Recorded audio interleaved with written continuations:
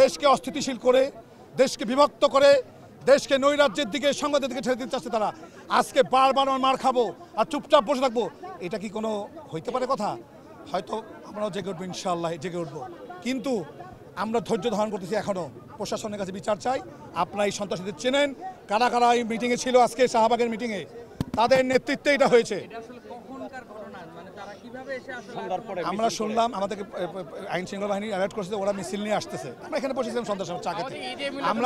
আমরা মূল কথা হচ্ছে আমরা আগামীকাল ঈদে মিলাদুন্নবী পালন করবো এখানে। ঈদে মিলাদুন্নবী প্রোগ্রামটার জন্য আমরা প্রস্তুতি সভা সবাইকে ডাকছি, কীভাবে মিলাদটা সুন্দরভাবে করা যায়, পবিত্র ঈদে মিলাদুন্নবী, সেটা তারা সহ্য করতে পারলো না। তারা আজকে এসে শুক্রবার, গত শুক্রবারও করছে, এই শুক্রবার তারা এসে এটা বিনা অযৌক্তিক করছে।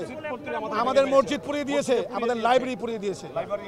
এরা কি মুসলমান নাকি অন্য ধর্ম?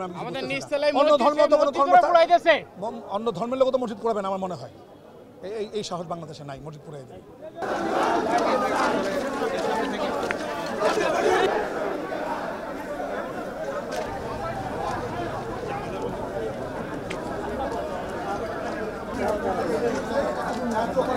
কার্যালয়, সেই কার্যালয়টি